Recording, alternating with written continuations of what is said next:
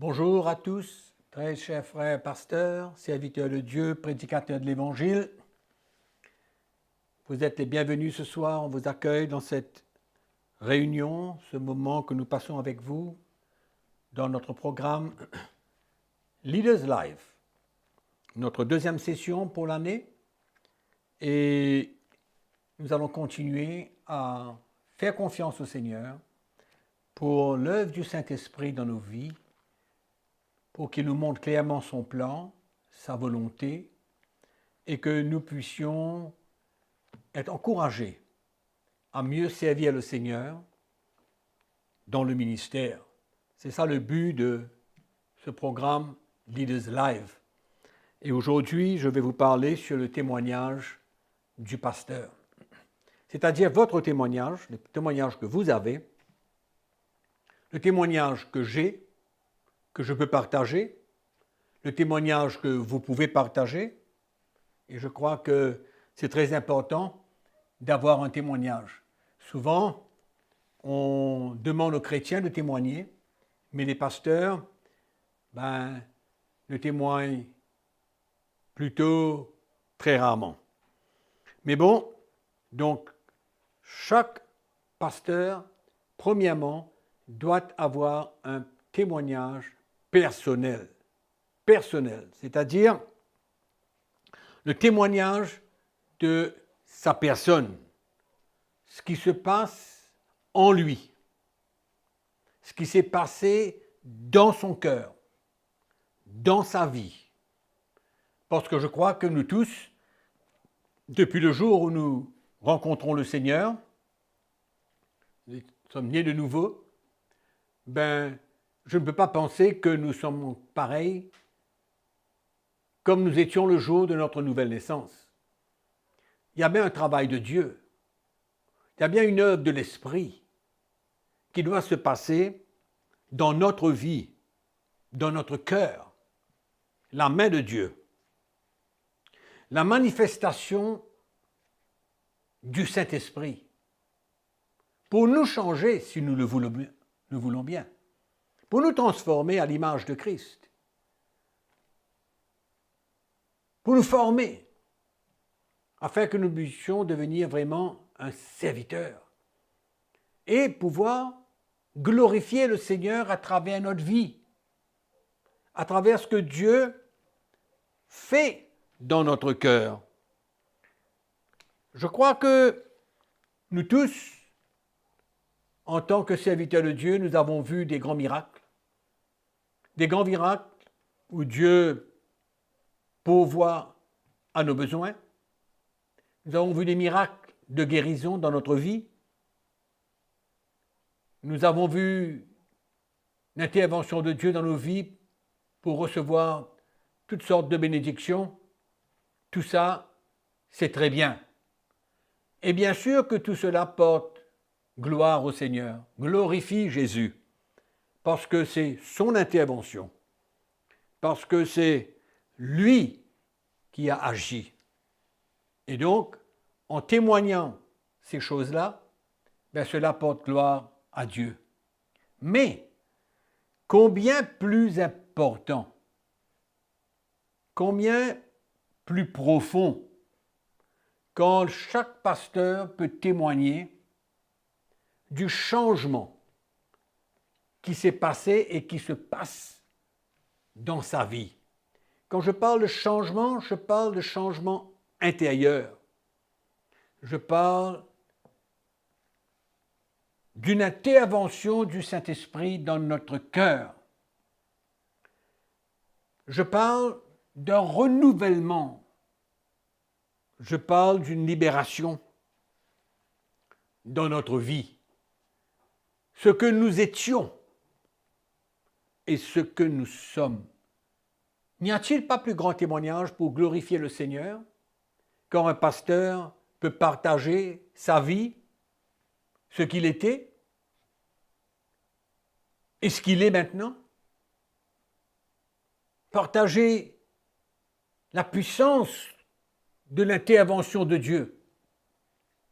Et tout cela se passe souvent au travers des épreuves, des tests, des moments difficiles et durs. Et quand on permet à l'Esprit de Dieu, dans ces moments, de faire une œuvre, un travail, un brisement dans notre cœur, et c'est ça qui nous change. C'est ça qui nous emmène à ressembler davantage au Seigneur. C'est vrai que quand nous regardons la vie de l'apôtre Paul, nous voyons que premièrement, il avait ce désir de perfection en lui. Mais nous voyons aussi comment à travers toutes ces épreuves et toutes les difficultés de la vie qu'il témoigne dans toutes ses épîtres, nous voyons que c'était quelqu'un qui transmettait la vie de Jésus. De plus en plus. Donc, quand on parle de témoignage personnel, on parle de ce qui se passe intérieurement. Ouvrons notre Bible dans 2 Corinthiens, chapitre 4. Mais avant de lire ces quelques versets, je voudrais vous parler moi-même de mon témoignage. Pendant les années de ministère, j'étais marié, j'avais 2 enfants, je partageais l'Évangile beaucoup, j'évangélisais beaucoup dans mon pays, à l'île Maurice, et nous avons vu des grands miracles.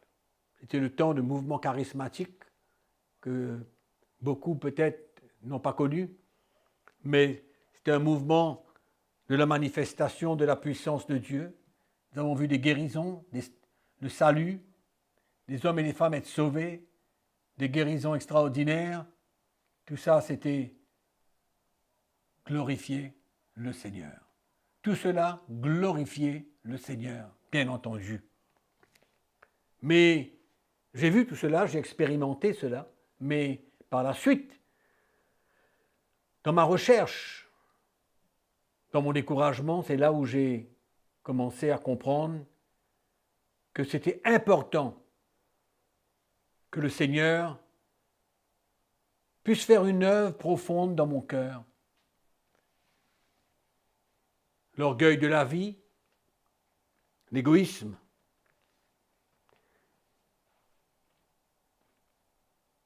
et ma relation dans mon mariage avec mes frères, les anciens de l'Église, il y avait beaucoup qui avaient besoin de se passer. Et j'ai compris cela. J'ai compris que j'avais besoin de porter un témoignage de la vie de Jésus, d'être libéré de toutes ces choses que je viens de vous parler, tellement d'autres encore, de la main de Dieu dans notre vie, dans ma vie. J'ai accepté, j'ai compris que c'était important. Et c'est ça que je veux vous parler, que vous puissiez comprendre l'importance, non pas seulement de prêcher l'Évangile, non pas seulement d'emmener les gens au salut, mais l'importance d'un témoignage de transformation de cœur. Et l'apôtre Paul dit dans 2 Corinthiens chapitre 4, « C'est pourquoi nous ne perdons pas courage, et même si notre homme extérieur se détruit, notre homme intérieur se renouvelle de jour en jour. » Un renouvellement, un changement dans l'homme intérieur, dans notre cœur. Les choses, les aspects de notre vie qui ne plaisent pas à Dieu, et c'est un travail de l'Esprit de Dieu, un brisement de l'Esprit, par l'Esprit de Dieu dans notre cœur, qui va vraiment emmener ce renouvellement, ce changement, cette formation que nous avons besoin de rechercher, que nous avons besoin de comprendre l'importance pour nous pouvoir témoigner. Un pasteur, un serviteur de Dieu doit pouvoir témoigner de là où il sort. Non pas, je ne parle pas de l'expérience de la nouvelle naissance, je parle depuis le jour de la nouvelle naissance jusqu'aujourd'hui. Qu'est-ce que le Seigneur a fait? Comment est-ce qu'il est intervenu pour nous changer, nous transformer? Quel est le brisement que nous avons expérimenté dans notre vie? Quel est ce brisement? Est-ce que de plus en plus, dans notre marche avec le Seigneur, nous pouvons ressentir que nous sommes sur un chemin de perfection et que nous pouvons témoigner « Dieu m'a changé. Dieu a changé mon couple. Dieu est intervenu dans mon cœur pour que je sois le mari que je dois être envers ma femme. » Un brisement.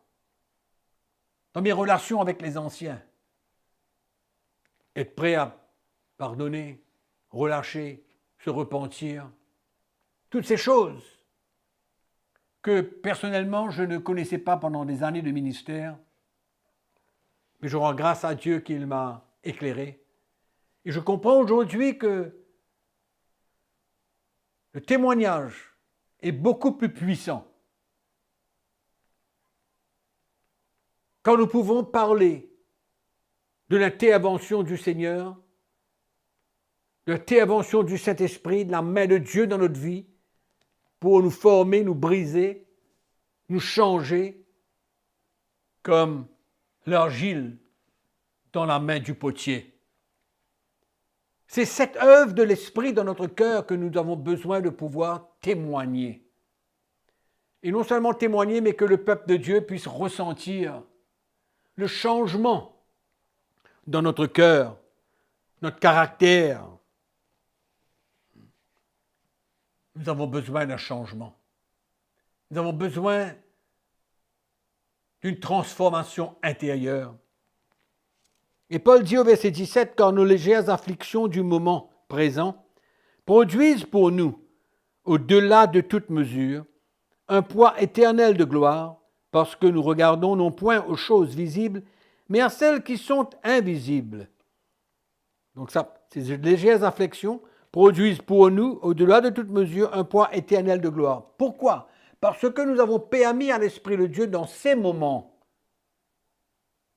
de faire cette œuvre, de nous briser, d'accepter ces moments durs et difficiles, d'affliction, de persécution, de souffrance, notre identification aux souffrances de Christ, pour nous permettre de plus en plus de transmonter sa vie.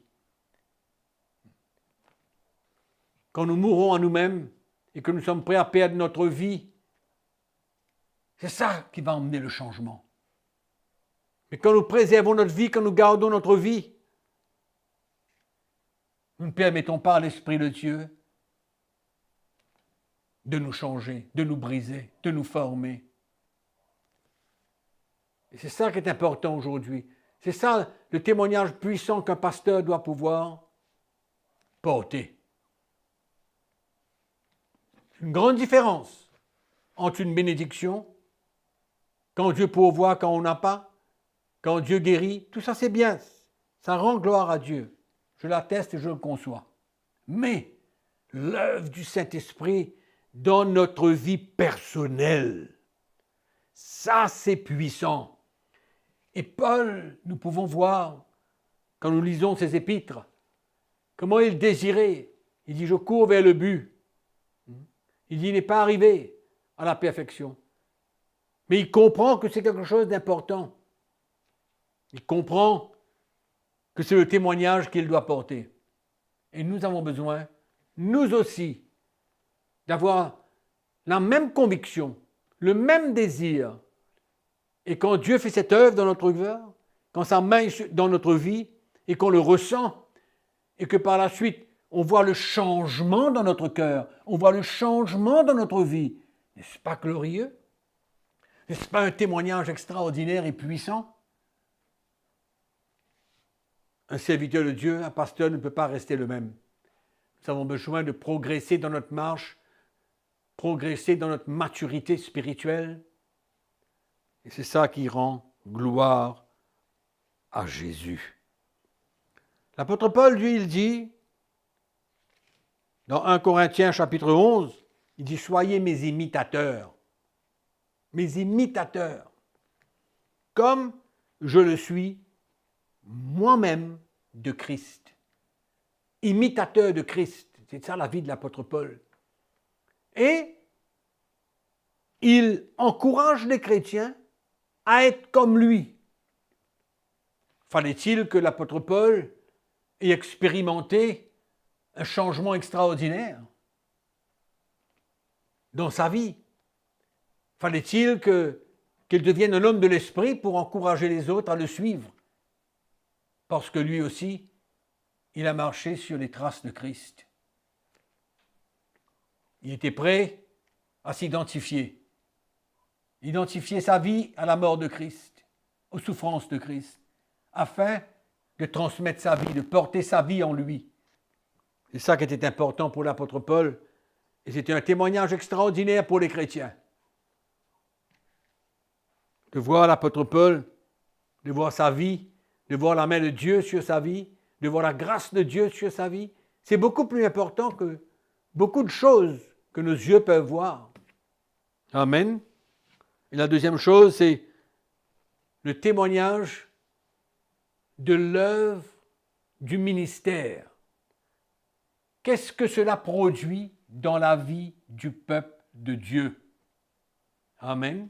C'est tellement important de pouvoir témoigner de ce que le Seigneur fait dans la vie du peuple de Dieu. De là où il sortait, de là où il est, du progrès, de la manifestation du Saint-Esprit dans le cœur. Témoigner cette œuvre au travers du ministère. Paul dit dans 2 Corinthiens chapitre 3, il parle comment, au travers de lui, au travers de son ministère, au travers de sa prédication, que le peuple de Corinthe était une lettre. Paul avait transmis l'évangile qui était écrit sur les tables de leur cœur. Lisons le verset 2. C'est vous qui êtes notre lettre, écrite dans nos cœurs, connue et lue de tous les hommes. Connue et lue de tous les hommes. Tous les hommes savaient, tous ceux qui l'écoutaient savaient ce qu'il transportait dans son cœur. Et maintenant il dit, vous êtes manifestement une lettre de Christ, écrite par notre ministère, non avec de l'encre, mais avec l'Esprit du Dieu vivant, non sur les tables de pierre, mais sur les tables de la chair, sur les cœurs. Amen. Paul disait que votre lettre, notre lettre, c'est vous. C'est vous. C'est ce que nous avons investi, c'est ce que nous avons transmis. C'est la révélation de l'Évangile dans votre cœur. Et Paul était fier. Paul était fier de ce qui avait été investi, de comment le peuple de Corinthe avait reçu l'Évangile, bien qu'à un moment donné, il y ait beaucoup d'écart de la part des Corinthiens. Mais ils avaient quand même reçu de la part de l'apôtre Paul. Et dans 1 Corinthiens chapitre 9, nous pouvons lire cette toute petite phrase de l'apôtre Paul, toute petite phrase, qui montre clairement l'importance qu'il voyait. Il dit, au verset 1, ne suis-je pas libre, ne suis-je pas apôtre, n'ai-je pas vu Jésus notre Seigneur? N'êtes-vous pas mon œuvre dans le Seigneur? N'êtes-vous pas mon œuvre dans le Seigneur? Il dit, vous êtes le sceau de mon apostolat dans le Seigneur. Il va même jusqu'à dire, c'est là ma défense contre ceux qui m'accusent. Amen. Sa défense était quoi?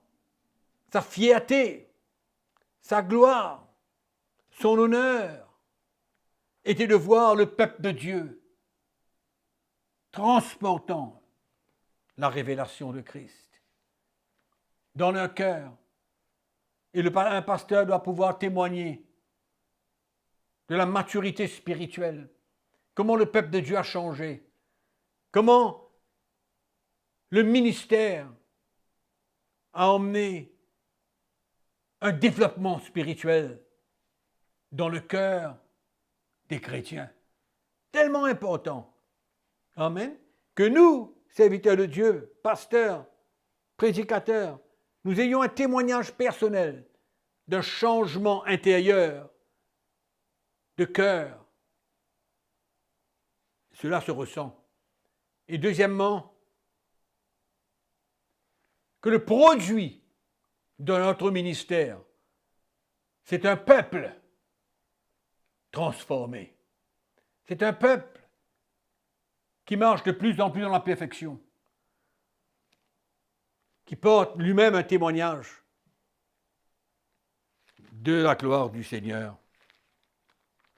Nous lisons un dernier verset avant de conclure. C'est dans Philippiens chapitre 1er.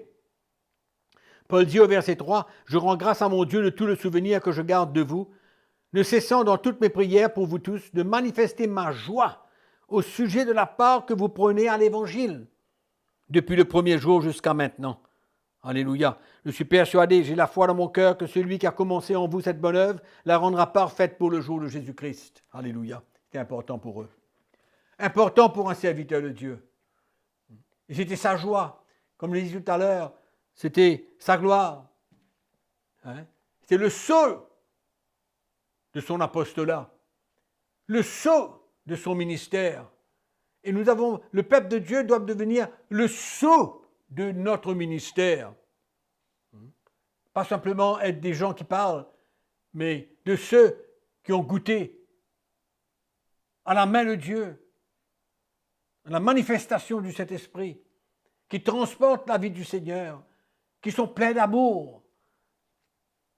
C'est ça le témoignage que le pasteur doit avoir.